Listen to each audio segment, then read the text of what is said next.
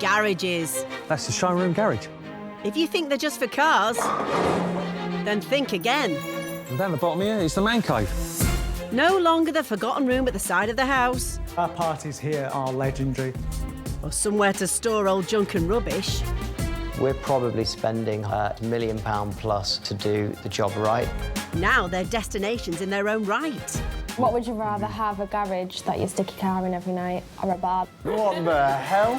Packed with the latest luxury gadgets You can go from a basic product which holds about 1,000 bottles of wine. and any toy your inner child desires. Whether it's somewhere to show off your pride and joy, We car lift up into a glass box, rotating almost like a trophy cabinet. or a place to escape. My little garage has turned into be a lifesaver for me. Join us for an insider's view on how the other half live And all the women look straight away to the wine cellar.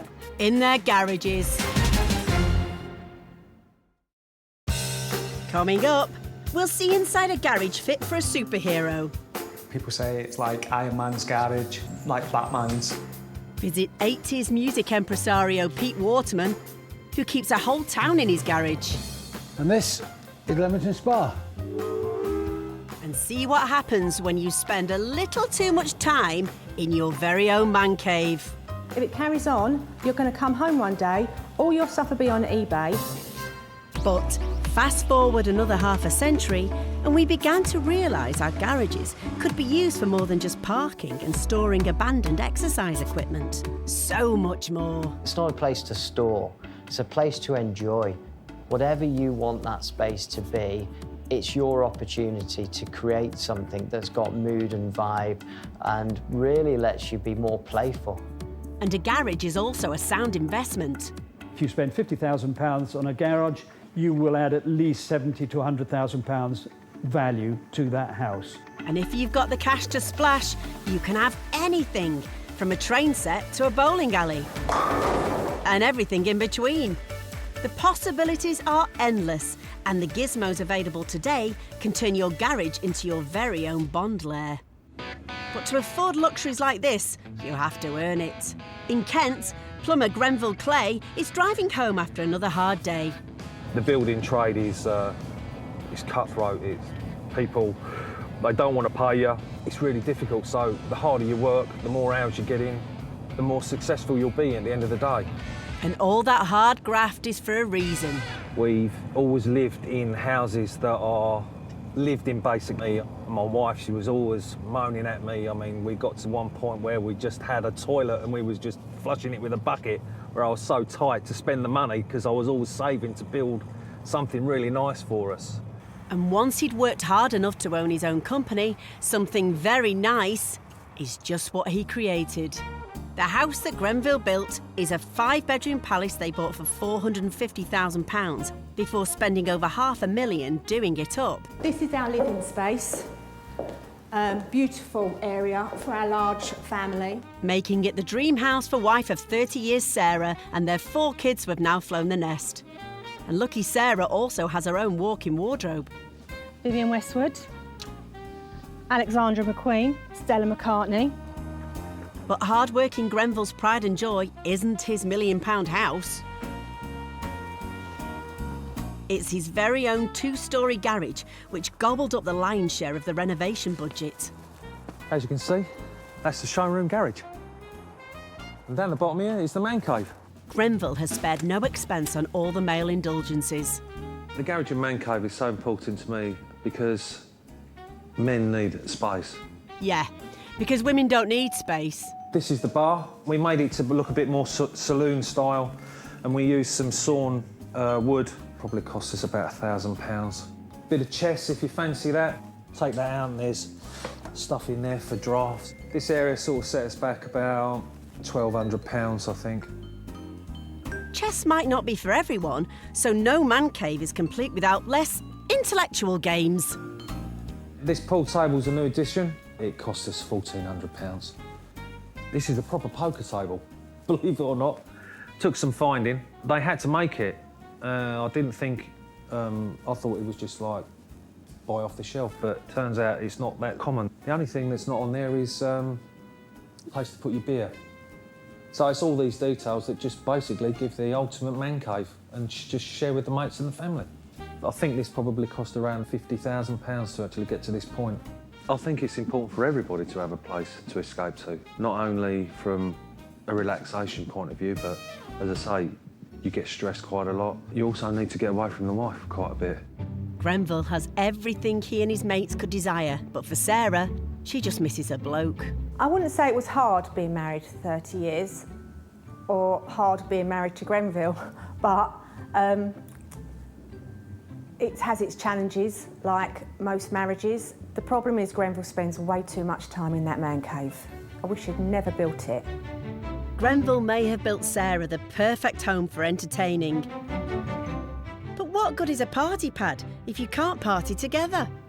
When the house was first finished, we had a big party in here.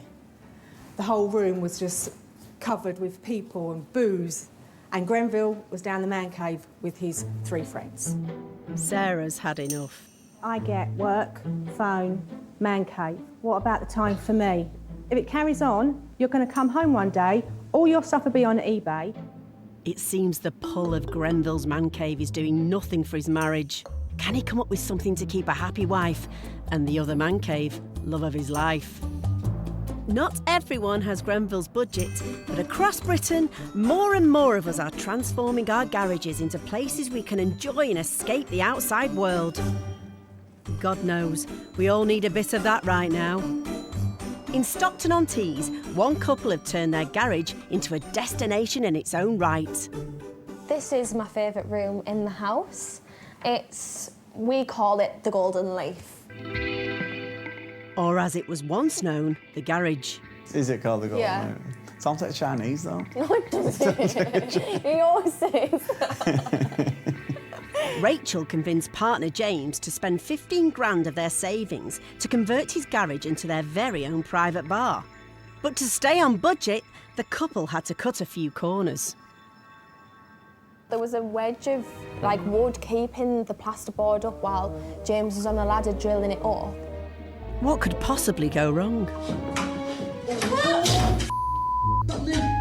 That's what you get for trying to keep the costs down and trying to do things yourself. The bar took a year to build, with Rachel in charge of interior design and electrician James doing the majority of the build, as well as working long hours on his day job. I'm really proud of what we've done. The lads take the mick out of me sometimes for being a bit pink, but no, it is good, isn't it? No, definitely. And today, as James heads off to work, Rachel wants to reward him for all his hard graft by organising a surprise edition for the best garage bar in Stockton-on-Tees. Hi there. I was just wondering when the earliest time you could deliver. Coming up, we see what kind of pimped-up garage £500,000 gets you. It's a great entertaining space, almost like a nightclub. Yeah.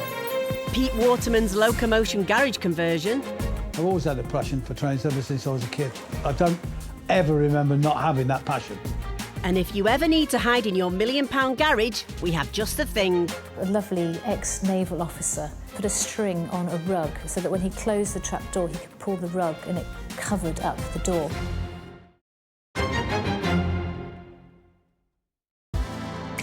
In the millionaire's playground of Cheshire, property developer David Giovanni and girlfriend Michelle live in a stunning £5 million 6-bedroom house, which most folk can only dream about. But the most impressive part of this house isn't the swimming pool with overlooking gym. It's what's directly underneath which really impresses. A 1,500 square foot underground man cave. When people first walk into the garage, it's always the same reaction. It's literally, wow. And then people say it's like Iron Man's garage, like Batman's. Of course, like all boys with their toys, David just had to have a games room. This is what started the whole project. We've got a swimming pool, we've got a cinema room, and we enjoy those rooms, but I always felt like it was missing a games room. It's a great entertaining space. I think it's a nice contrast to the rest of the house. It's quite bright and airy to when you go downstairs, and it's almost like a nightclub sort of feel down there. So our parties here are legendary. You know, here we've got pretty much every spirit you could ask for. And of course, if your fridge is too full of leftover spag bol and takeaway cartons, you need a 40 grand walk-in wine cellar to keep your fizz chilled. Got my wine cellar with all my favourite wines, and it's all climate controlled. Everything's at 15 degrees, and I can control it from the touch panels outside. It's funny when you go downstairs, all the men look straight away at the cars and all the women look straight away to the wine cellar, and equally both were amazed. But for David, life hasn't always been this flash. I come from a single-parent upbringing. We didn't have much money. My mum worked in Tesco's. I didn't even have a garage in our house. So I guess my dreams back then were modest. But even with a build budget of £500,000, including a £50,000 turntable, to make sure the Ferrari is pointing in the right direction, in the world of the mega man cave, enough is not always enough. We're really happy with how it's turned out. It is an amazing space, but we're already thinking about building our next house. As much as we love this garage, for me now, it's just a bit too small. Too small. So what do you do if your £5 million house can't fit the garage of your dreams? You build a new one, of course. David and Michelle will soon be moving to Surrey. The couple go abroad once a month, and the move will mean more flight and private jet availability. And for Michelle, that could mean a new addition to the garage. Do you think if we do 2 turntables down there, we can maybe squeeze your cars in? Yeah, that'd be nice, so I can stop coming in the rain whilst you're bone dry coming up the stairs. Exactly. I think it's only fair. Fantastic.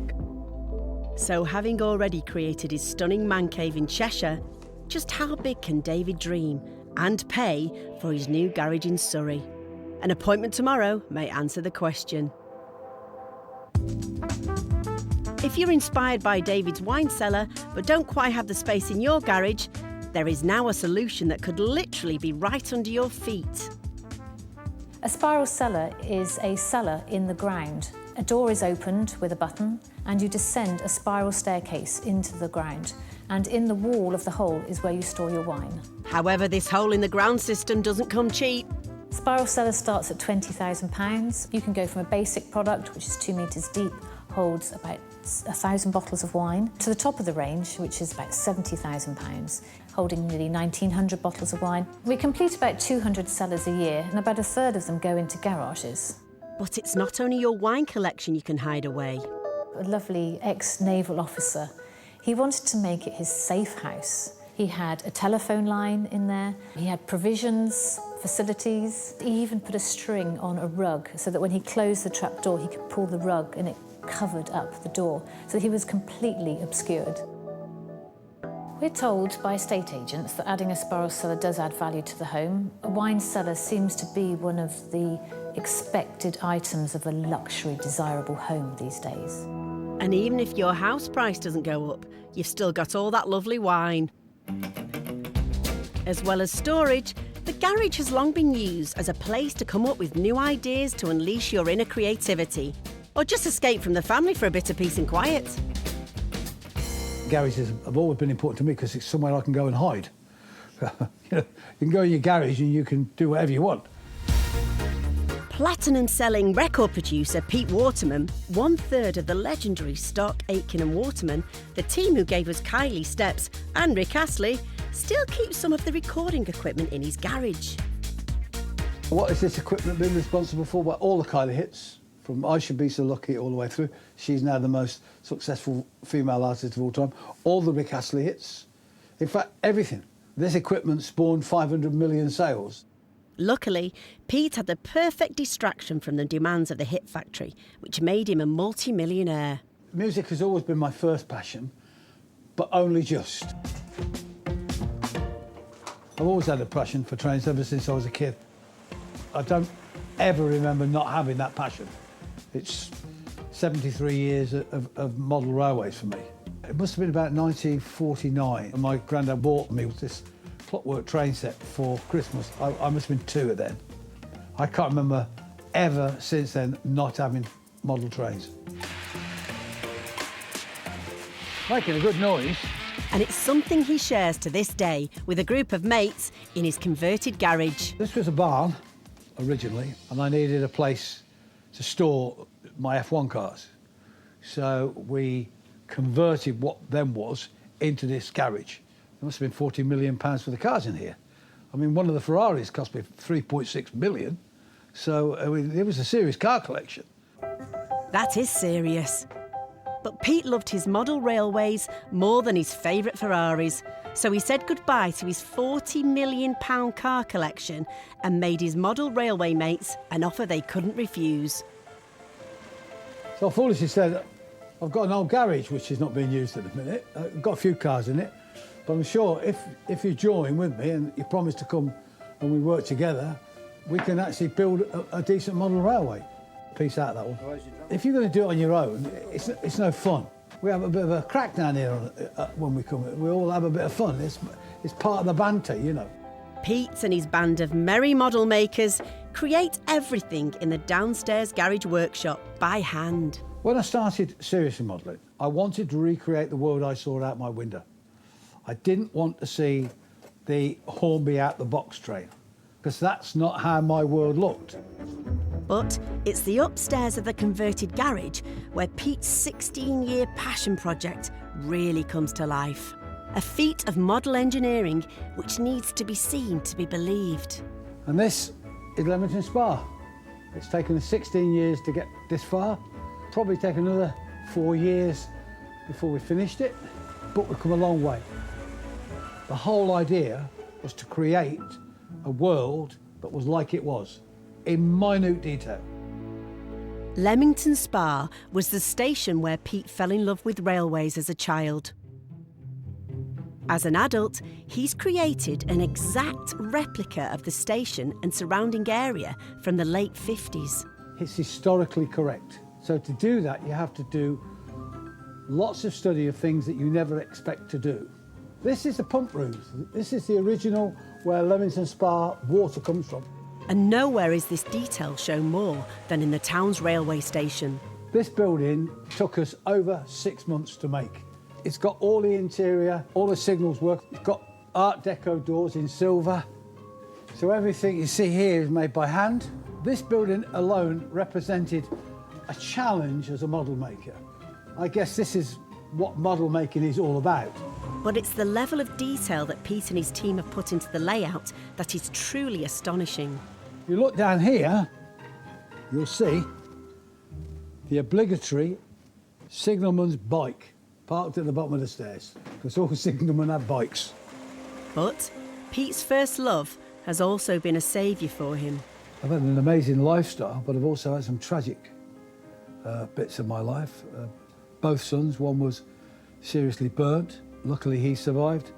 2 years later, the eldest son that started this layout with me died. And had it not been for this project, I don't know how they got through it.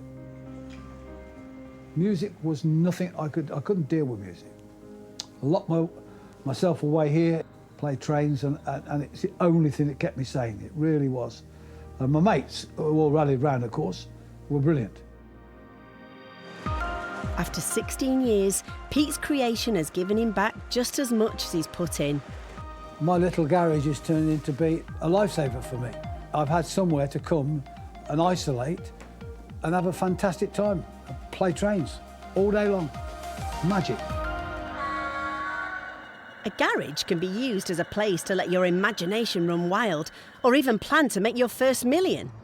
But what if the garage space itself is what's worth top dollar? In Kensington, London, the average price of a house is a whopping 3.5 million quid, so it's no wonder it's called Millionaire's Row. You have to be pretty good at Monopoly to own a place round here. This garage alone was worth £350,000, £100,000 more than the average house price in Britain. But why would someone pay that much for a garage? To turn it into a house, of course. Eagle-eyed property developer Heidi Samadi saw the garage's potential from the start. Originally, it was a garage with a concrete floor, some partitions in between, and the length was as long as 2 normal cars. The transformation includes a basement bedroom, ground floor open-plan living room, bathroom, and kitchen. But to obtain permission to convert the garage, he had to make some compromises. First of all, the requirement of planning permission was it should look like a garage door. But the triple glazing is amazing. As I am just talking, if I close the door, I like to just see what you would hear. What was that, Heidi? But this is no ordinary house. Heidi wanted to create a home for the future. So here we needed tablets to just talk to every device, from thermostats to the smoke alarms to the cameras. Everything needs to be seen first on a central interface. If the garage conversion sells for its estimated £1.2 million asking price, Heidi and his business partner will have made a cool 250 grand profit. I wonder if there's somewhere to park the car. In Stockton-on-Tees, someone else who's traded up parking for living space is 24-year-old Rachel, who convinced partner James to turn their garage into a cocktail bar with a feminine touch. Today, while hard-working James is on site as a jobbing electrician, Rachel has arranged for a surprise installation. James loves beer, so it's given me an idea to do something a little bit extra in the bar. Oh wow, look at that. He'll be buzzing. Just what every bar needs, its very own draft beer system, complete with 2 taps and even a proper font, which is the bit which shows you what type of beer you're drinking. I think if James has it his way, he'll probably want about 10 pumps put in. Oh, look at that, professional. Bring your glass down a little bit. The Linda bundle with the basic tap will come out at $398 plus VAT, and then with the font that we've got set up in Rachel's bar will be an additional $350 approximately for the illuminated font with drip trays. I feel like a proper barmaid. Yeah. But will the beer pump be thank you enough to James for giving up his garage and building Rachel a bar? How was work? Good day. Good. So, don't be mad. Got a surprise for you. You've been working so hard. I've got something in store for you. Right. Close your eyes. Follow me. Don't keep them closed. There's a step. Right, there's a step. Pull. Right, go down one. Right, stay there. Keep your eyes closed. 3, 2, 1. Open. Oh my God, what the hell? That's mint, that. How did you sort all this out? Because you've obviously been working so hard, the long hours, I just thought you deserved a treat. Oh, yeah. Thank you so much. Trying to pull yourself a Oh, pint. I'm flabbergasted here. It's really good having the pump. Just something that you never see in people's houses. Oof, you might want a flake with that, love.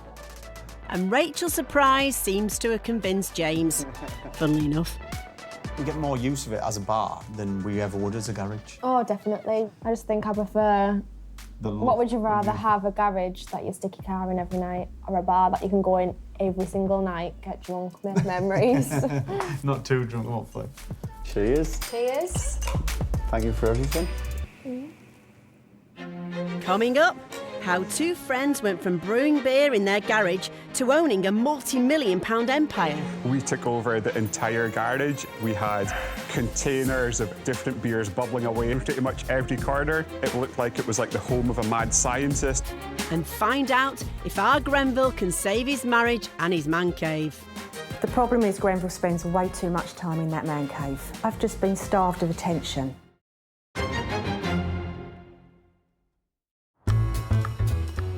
In Kent, Grenville Clay has been told to get his priorities straight by wife Sarah or face losing his precious man cave. I've just been starved of attention. The problem is Grenville spends way too much time in that man cave. After years of turning his garage into an all-boys club, tonight, plumber Grenville is throwing everything but the kitchen sink at making it more female-friendly. And no expense has been spared. From untangling the old Christmas lights and scattering rose petals, he's even bought a hamper of Sarah's favourite foods. Prosecco, yeah. But the The pièce de résistance from Mr. Lover Lover has just been delivered, and Grenville is hoping this £500 gadget will be just the tonic. So this is a cocktail machine, a bit like a coffee machine, I think. You put a capsule into it and then push the button, and then basically a cocktail ends up in the glass. Sarah's going to love it. So as Sarah gets ready, a quick test.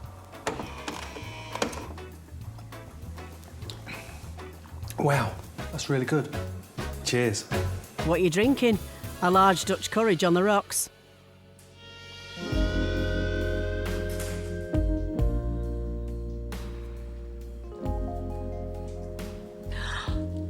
Oh my God! You've been busy. Yeah. Yeah, I've got you some cocktails. Champagne. Champagne, and I've got you some... Cartwright and Butler. Lovely. I've done this because I've been spending so much time down here, and I know you've been getting the ump with me about it. You know, I thought, it's not just for me, it's for you as well, so... Do you like it? I love it. Good. And now, thanks to his fancy new gadget, Grenville can serve Sarah her favourite cocktail. Enjoy. Thank you. And he doesn't have to take his eyes off her for a second. Ah. Yum. I'm absolutely elated. He's never done anything like this for me before. I did this just to show her that it just wasn't about me, and well, there's two in this relationship, and hopefully she'll appreciate that she's got somewhere to come down to if she wants to. Cheers to the man and lady cave. Cheers. Cheers. Imagine waking up in a garage full of the best playthings money could buy. Like a fairground dodgem that can go anywhere. Well, there's a company in Surrey making garage conversion dreams come true. The Games Room Company specialise in fun. Vintage, high-end and very expensive fun.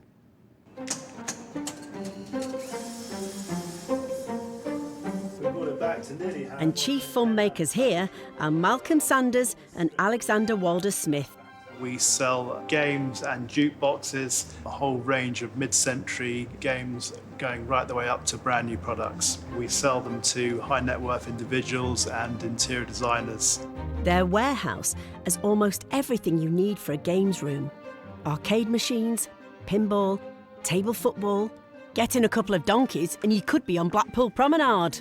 Aesthetically now, it isn't just a piece that you then try to hide away when you finish playing the game. So many of these pieces are beautiful pieces in their own right, particularly the bespoke pieces. Everything here is either hand-built or totally refurbished by the in-house team of experts. But for the ultimate garage games room, nothing beats a handmade pool table. But this exclusivity does come at a price. So in terms of handmade pieces, generally our pieces start from about £15,000 and they can range up to about £50,000. Today, Alexander and his team are putting the finishing touches to a swanky hand-built pool table called the Shoreditch that's shortly off to a new home. We're using a 6mm staple because the wood's good. First, the table is hand-built, and then it's hand-unbuilt, so it can be put together at the new gaff. We're just test fitting this top frame, make sure it all fits nice and snug. For that price, I should hope so. Just to make sure there's nothing underneath the cloth. It's made of solid wood. There's no veneer, there's no MDF, there's nothing like that. It's pure quality. So how much does all this quality cost? This table is worth, I think, around about £31,000. But this is a one-off table. Nobody else in the world has this table, and that's why you have to pay for that. Not far away in the Midlands, family man John can't wait to get his hands on the finished article. We're a year and a half into building a garage with a games room above, looking then at furnishing it, hence the Games Room Company internet search. The 30 grand pool table is for his kids' games room, and they're getting a brand new jukebox too. Jammy kids. There's just one problem. The games room is on the top floor of his converted garage, and with a very narrow staircase as the only access, he's concerned the team might not be able to get the pool table and jukebox up there. Will it fit up there, won't it? It's a pretty small staircase. So Alexander and the team are hoping that a jukebox and 30 grand's worth of pool table won't just fit up the stairs, but fit together once it's up there. Let's hope they've got the maths right. Turning your garage into a bar or pub probably seems like a pretty good idea right now. But many take it one step further and actually brew the booze themselves. And in a corner of northeast Scotland, two men have turned their garage-based home brewery into a multi-million-pound industry. James Watt and Martin Dickey are creators of craft beer behemoth BrewDog. We've known each other a very long time, went to school together, we were roommates at university together, and we started making beers at home in Martin's mum's garage. She hated it when we made it in our kitchen, yeah. So we were relegated from kitchen beer making into the garage. It was freezing, to be honest. Middle of winter in Scotland, there was no heating in the building. It was not an insulated garage by any means. So we had one of those old school gas fires where you click the buttons and sometimes the little flame comes on. So cold, wet and away from interference, the perfect conditions for brewing beer. At one point, it would have looked like it was like the home of a mad scientist. We had containers of every shape and every size with different beers bubbling away and fermenting away in pretty much every corner. So, like, we took over the entire garage. After we'd been making beer in the garage for about a year and a half, we got the opportunity to meet our hero, Michael Jackson. Not Michael Jackson, the pop star, but Michael Jackson, the world-famous beer and whiskey expert. And it was this meeting that took the boys out of the garage and changed their lives forever. We met him down in London, and we went down and we took a beer that we'd made at home in our garage to let him taste it, and we were on tenterhooks. He tasted it, put the glass down, looked at us quite sternly, shook his head and says, "Boys, quit your jobs and start making beer." From that moment on, I think both of our lives have been completely dedicated to making the best beers we can and then sharing that passion we have for fantastic beer with as many people as we can as well. Fast forward 12 years and their beer brewing company has become the stuff of legend. Punk IPA, which is our flagship beer today, it's 60% of what we do. That beer was designed, the recipe was put together, over 50 test batches to dial it in, even come up with a name whilst we were sitting in Martin's mum's garage. From recipes learnt in a cold garage, James and Martin are estimated to be worth almost £500 million between them, with their cult beers sold in over 55 countries worldwide. It's crazy to think where we are just now, given that we started this thing in a garage. So we've now got 2,500 amazing team members, we've got over 100 locations, we've got breweries in 5 different countries all over the planet. If someone had said that to us whilst we were making beer in the freezing cold in Martin's mum's garage, we would have at least I would have thought the person who said that had lost their mind completely. Cheers. But what lesson would they pass on to a garage business just starting out? Anyone who's thinking about starting a business in a garage, make sure it's got underfloor heating or insulated walls. So from a garage to a worldwide multi-million-pound global brand in little over 12 years. But sometimes it's good to keep the business a little closer to home, and for Hull-based beautician Leslie Wilkes, her salon couldn't be closer. I did both hairdressing and beauty at college. I really loved the beauty side. However, my career path took me more towards hairdressing. It was a career that took off instantly. I can't believe I've kept these, actually. Just winning such awards as the British Business Hairdressing Awards, Independent Salon Business Newcomer, that was in 2001. With my first salon. But despite the awards and accolades, a recession forced Leslie to rethink her business model. And she decided to work from home, or rather, the garage. I decided to transform my garage into a clinic. So the decision was made. But how do you turn a cold, boring garage into the ultimate pampering post? This used to be the back door, which went out into the garden. And we blocked the door up because I wanted this room to be dark. I wanted this to be a tranquil, almost like shut off, escape, quiet room. Designing the space was quite an easy decision, but I have to say I couldn't have done it without my family. My stepdad was just amazing. He built this, and my husband was just such an inspiration. But it was actually my dad who was the major point in this. He was amazing. He was here all the time. We kind of created it between us. When we did the conversion, I just would not have felt comfortable at all leaving it like a garage door. Would you actually like to come in here for a treatment if this was actually a garage door still? Don't think so, do you? Me neither. But people do come now. Plenty of them. I love doing my own clients. That is where my bread and butter and the basic of my business is. But I do a lot of celebrity clients. I did Kerry Toner's wedding, for example, met Danielle, who's Mel B's sister. You know, I look after their eyebrows and they've become really, really great friends as well. So it's really lovely to have a little mix in my job as well. And with working from home being much cheaper than renting a salon, it meant Leslie could invest in all the latest gear. So with this little gadget on my phone, I can change the mood in this room quite easily. So we can go from yellow to red to pink. We can change all the different effects. We can have the police if we actually wanted something really quite startling.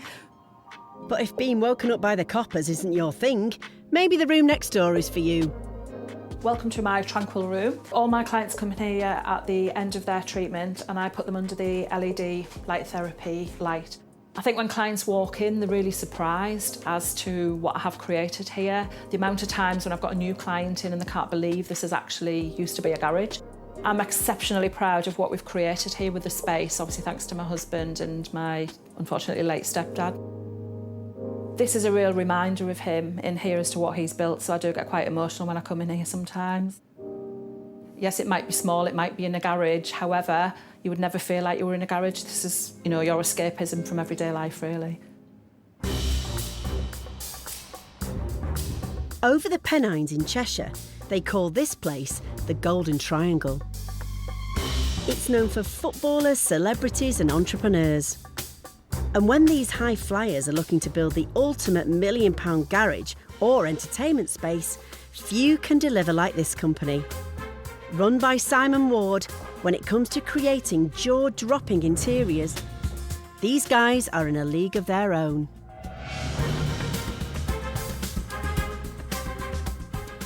We basically create exceptional spaces, super prime residential and everything that goes within. Typically, we're probably spending £500,000 upwards to do the job right if it's a 2 or 3 vehicle garage. And when you're creating garages worth more than £2 million, you're bound to get some bonkers requests. One of the Premier League footballers came to us with a request to put a tank, a shark tank, as a dividing wall between rooms, and another, a jellyquarium, which looked really impressive at night. I bet it did. Is jellyquarium even a word? One of Simon's favourite clients is millionaire David, who's arrived looking to spend. His current man cave and garage was designed by Simon, and today he wants to spend big on a new idea. I think with David, you know, he's done incredibly well in business. His world has grown in every sense. And I think the man cave that we did, Generation 1, was a taster. And I think the next generation is going to be something else. With David and girlfriend Michelle moving to Surrey, and with a £7 million budget for a new house, he wants to know what Simon has in mind for his new garage and man cave. I love working with Simon. You know, his ideas are just futuristic. He reckons he's got some new ideas for the new project. I'm here to see Simon, so I'm excited to speak to him and, you know, throw some ideas around. David, amazing to see you again. Man cave number 2, what are we going to do? I'd like it to be at least double the size of the one that we've got. Yeah. I want it to have 2 turntables this time instead of 1. I'm looking at doing a planted boundary that's got a hydraulic sloping lift to it, and we car lift up into a glass box. The car itself is sat there rotating, almost like a trophy cabinet. Yeah, just sounds brilliant. One of the things you might want to think about is a scheme that we've just been putting together. So as you arrive, I've done a bit of a sunken seating lounge, a bit of a guest arrival, basically. Off the back of that, pool table, cinema, table football, 2-lane bowling alley. Wow, that sounds amazing. Obviously the gym, changing room, swimming pool, all of this is a backdrop to the supercar garage. So we've started with the kind of man cave approach, but actually it's way more than that. It's a full entertainment, leisure space. So we're basically going to have people at our house all day and all night now. Seems that way. I'll look out for my invite in the post. I'll give you a buzz next week. Sounds superb. Thanks, Right. David. Great Good to see you, as always. Thanks, Take mate. care. Bye-bye. As usual, Simon's gone bigger and better than any of my ideas, and he's taken it to the next level, really. That downstairs space, I just think that'll be amazing. David's subterranean man cave will boast more entertainment spots than your local leisure park. But with plans in the early stages, they'll have to make do with just one turntable for at least another year. Coming up, we see why flooring needn't be boring. We've made garage flooring cool. And a tall order for the team constructing the £30,000 pool table.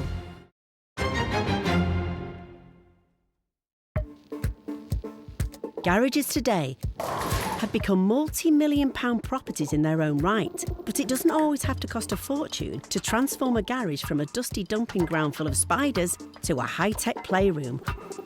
If you want to make your garage look $1 million without the price tag, start with a floor. We actually manufacture our own PVC garage floor tiles. These are our PVC tiles. Harry and James are brothers whose family business is bringing the latest in vinyl flooring to a garage near you. So one of our customers the other day actually said, we've made garage flooring cool. A lot of people would just go for like a basic colour before. They don't realise that you can get red, blue, and we can mix that within another colour as well. We're going to transform this garage today, get a nice red and black checkered floor in to match his cars. Garage flooring installation like this for a double garage would normally start from around about £1,000 plus the VAT, depending on colours and what sort of accessories and stuff we're going for. Came out really well, makes a big difference. Can't wait to see it with the cars in. So after a couple of hours and about £1,000, what does the client think of his floor? Oh, awesome. It just finishes it off really, really nicely. In the Midlands, it's the moment of truth for the team who built the £30,000 pool table. It needs to be carried up the stairs and reassembled piece by very expensive piece. But there's a problem. First, the team need to get a jukebox up the stairs, and it's proving a challenge. To me, to you. Come on, lads, put your back in it. But its job's a good un, and with the jukebox in place, it's make way for the pool table. We are building the subframe, which is going to be supporting the slate. Then we attach some metal bracket to each corner, and then we can bring the slate and put the cloth, the top section with the pocket and so on. Outside, and John is hoping this new table will be the centrepiece of his new games room. It's lovely to see the stuff arrive and start to be put upstairs. The kids will be in there, I think, after school, giving it a test drive. I mean, this is very much the heavy engineering side of the table. Obviously, pool tables are incredibly heavy due to the slates. So that's why we need this very strong beach subframe and these very heavyweight steel corners here. Even the slates for the bed of the table come in pieces. My job is to get these 3 bits of slate looking and feeling like one piece of slate. And that's the trick in it. Make sure they're all nice and straight and level, and then we put the cloth on after that. So, after 6 months of planning and handcrafting, the cloth is stapled before the cushion assembly is dropped into place. I hope there's not any pieces left over. It's top of the range pool table, handmade table, so it's top of his game there, and the very best jukebox. A final brush and it's ready. It's excellent. Always wanted a pool table, always loved playing it, and the children will as well.